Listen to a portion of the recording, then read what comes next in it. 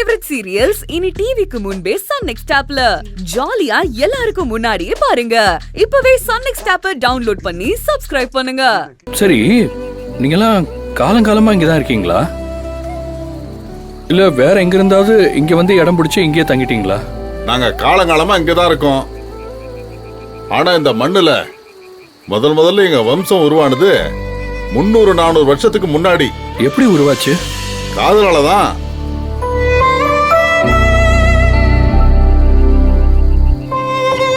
என்னங்க சொல்றீங்க? காதலால உருவாச்சா? ஆமா, ஒரு இளஞ்சோடியோட காதலாலதான் இந்த மலை கிராமம் உருவாச்சு. 300-400 வருஷத்துக்கு முன்னாடி இது வெறும் மலைக்காடா தான் இருந்துச்சு. ஏற்காடு டவுனு கூட அப்பெல்லாம் இல்ல.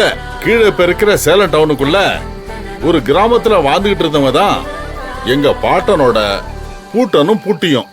அவங்க பேரு செங்கோன் சேதுபதி, செல்லம்மா சிவகாமி. உங்க கல்யாணம் காதல் கல்யாணமா தம்பி? ஆமாங்க ஐயா. இன்னைக்கு மாதிரி காதலை ஏத்துக்கிற சூழ்நிலை எல்லாம் அப்ப கிடையாது.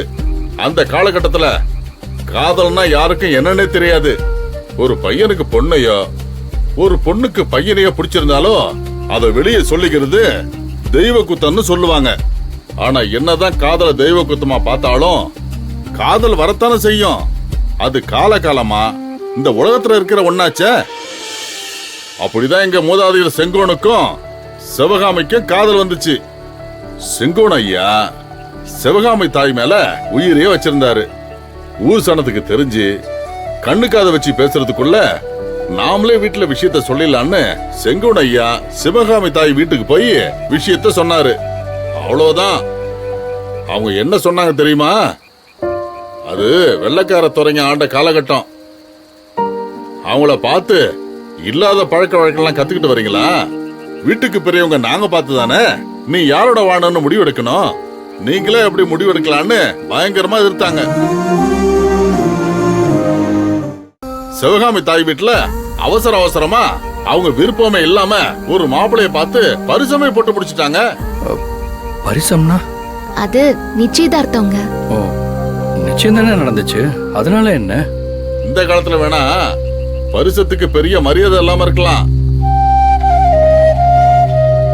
அந்த காலகட்டத்துல பரிசம் போட்டாலே பாதி பொண்டாட்டிக்கு சமம். அந்த வழக்கத்தை வச்சு அந்த ரெண்டு மனசோட காதல இவங்க கொன்னுடலான்னு நினைச்சாங்க. சடங்கு சம்பிரதாயத்துக்கெல்லாம் கட்டுப்பட்டதா காதல். எல்லாத்தையும் உடைச்சு ரெண்டு பேரும் ஊரை விட்டு கிளம்பி இந்த மலையில வந்து தங்கிட்டாங்க.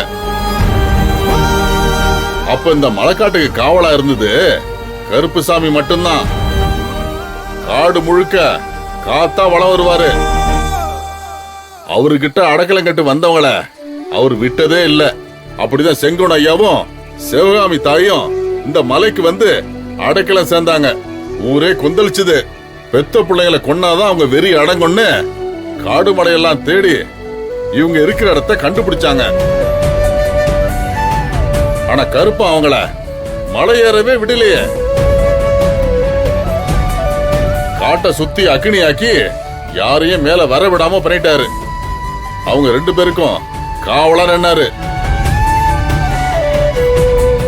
ஏதோ அவங்க பண்ண பாவத்துக்கு ரெண்டு பேரும் நெருப்புல விழுந்து செத்துட்டாங்கன்னு நினைச்சு அவங்க எல்லாம் திரும்பி போயிட்டாங்க.